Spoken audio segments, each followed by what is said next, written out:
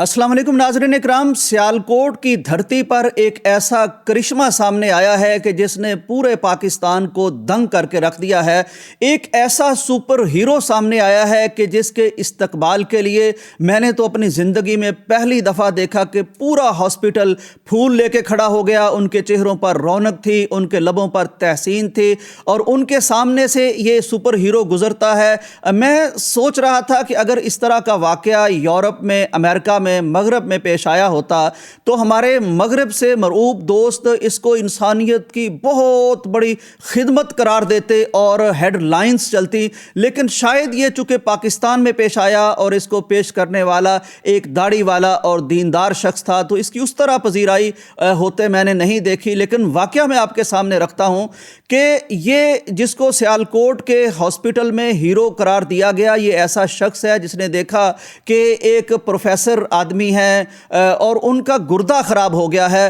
अब ज़ाहिर मरने के बाद तो चीज़ें आज़ाद डोनेट कर जाते हैं लोग, बड़े बड़े कर जाते हैं, लेकिन ज़िंदगी में इतना बड़ा रिस्क लेना कि ज़िंदा जिस्म से अपना एक हिस्सा काट के दूसरे की ज़िंदगी का सबब बनना।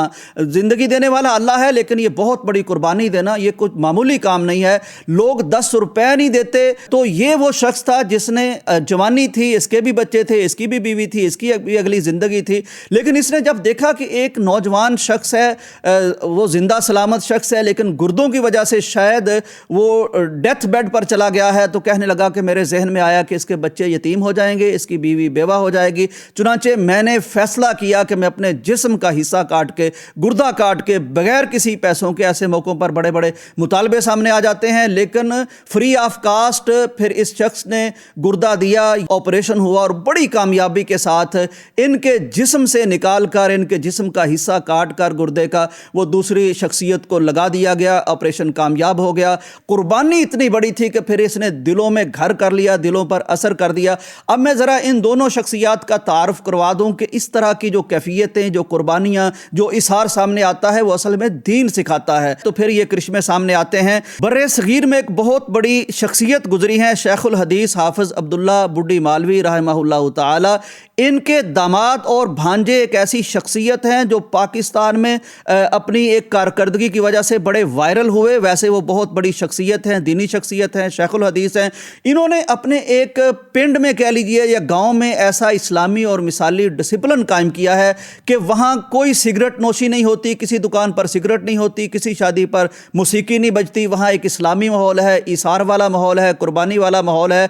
तो इनके बेटे ने जब ऐसे बाप के यहाँ तरबियत पाई तो उनका नाम है हाफिज अबू बकर अमीन, जिन्हें इस वक्त सुपर हीरो करार दिया जा रहा है। तो इन्होंने अपना गुर्दा निकाल कर देने की जुर्रत की है। यह गुर्दा दिया किनको गया है? यह गुर्दा दिया गया है अब्दुल मनान जाहिद साहब को, जो प्रोफेसर हैं यूनिवर्सिटी ऑफ जंग में, और मुस्लिम टाउन में आलमी एक शख्सियत कारी नवीदुल हसन साहब के मनसब पर ये फायज हैं। कारी साहब अल्लाह के पास पहुँच गए। ये कारी नवीदुल हसन साहब भाई हैं राना तनवीर कासम साहब के, जो बहरहाल सहाफ़त में और तालीम के मैदान में अपना बड़ा उनका भी एक नाम है, मुकाम है। गुर्दा डोनेट करने वाले और गुर्दा लेने वाले दोनों आपस में कज़न भी हैं। तो बहरहाल इन्होंने जहां एक बहुत बड़ी इंसानी खिदमत की और इसार की मिसाल कायम की है, वहीं इन्होंने बहुत बड़ी सिला रहमी की मिसाल भी कायम की है। हमारे यहाँ तो दूध शरीक भाई भी एक दूसरे की जानें लेने वाले बनते हैं, लेकिन ये जान बचाने वाला शख्स बन के सामने आया है।